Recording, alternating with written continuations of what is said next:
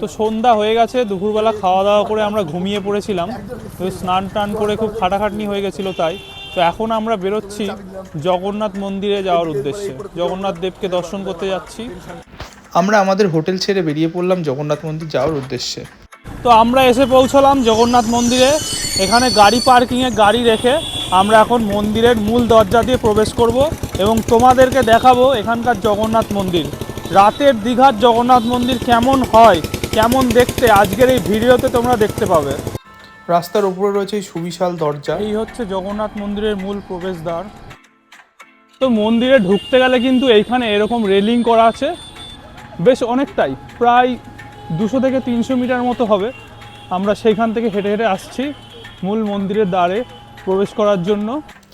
ধীরে ধীরে আমরা হেঁটে হেঁটে এগিয়ে যাচ্ছি। ভিড় প্রায় নেই বললেই চলে, প্রায় ফাঁকাই আছে বলা চলে।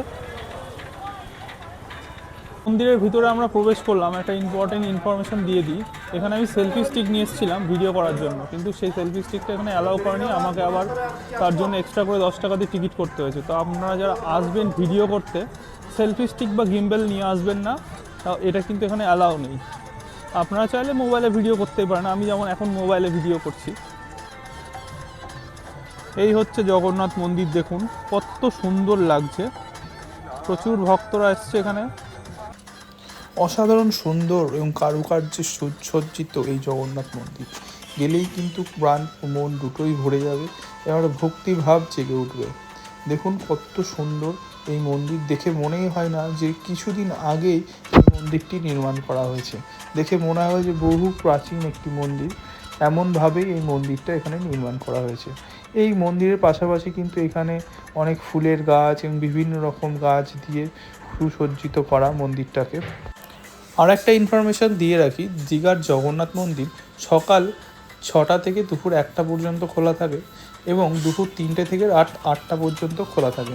আপনারা যদি যান ওই টাইমের মধ্যেই যাবেন, অন্যথায় ওই সময়ের বাইরে গেলে আপনাদের কিন্তু বাইরে ওয়েট করতে হবে এবং সেই সময় বাইরে দুটো মূল গেটই বন্ধ থাকে, আপনারা ভেতরে প্রবেশ করতে পারবেন না।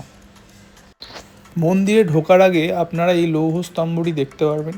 এটি অসাধারণ সুন্দর কারুকার্য নির্মিত, পাথর খোদাই করে তৈরি।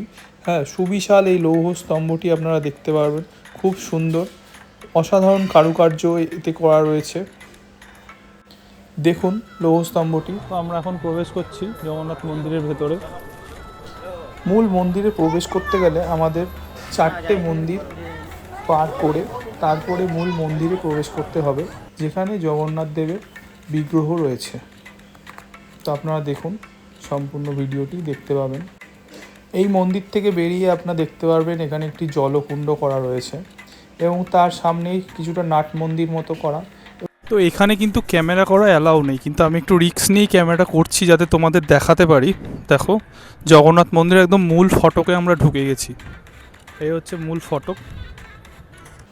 শুধুমাত্র যে কারুকার্য নির্মিত তাই নয়, লাইট দিয়ে সুসজ্জিত করা, এই লাইটিং দেখার জন্যই কিন্তু আমরা এইবারে রাত্রেবেলায় এসেছি জগন্নাথ মন্দির দেখতে। এই লাইটিংয়ে জগন্নাথ মন্দির অসাধারণ লাগছে এবং পুরো যেন মন্দিরটি জ্যান্ত হয়ে উঠেছে বলে মনে হচ্ছে। এইভাবে চারিদিকে প্রচুর লাইট সেট করা আছে, যেটা মন্দিরটিকে আলোকিত করছে এবং দূর থেকে সুউজ্জ্বল হয়ে উঠছে এই মন্দির। অসাধারণ সুন্দর কারুকার্য দেখুন, দেখলে মনে হবে না যেটা কোনো আধুনিক যুগে তৈরি করা মন্দির, এটা দেখে মনে হচ্ছে অনেক প্রাচীন একটা মন্দির। প্রচুর লোকজন এসছে, কিন্তু আমরা যেটা জানতে পারলাম এর থেকেও অনেক বেশি লোকজন আসে, বর্তমানে লোকজন একটু কম আছে। প্রচুর ভক্তরা এসছে, সবাই এখানে সেলফি তুলছে, ছবি তুলছে, ঘুরছে। আমরাও ভেতরে ঢুকলাম, কিন্তু আমরা জগন্নাথ দেবের ফটো তুলতে পারিনি, ওখানে কিছু সিকিউরিটি ছিল, তারা আমাদের আটকে দিয়েছিল। তো জগন্নাথ দেবকে দেখাতে পারলাম না এই ভিডিওতে। ভিডিওটি ভালো লাগলে অবশ্যই লাইক করবেন। ধন্যবাদ জানাই বর্তমান পশ্চিমবঙ্গ সরকার।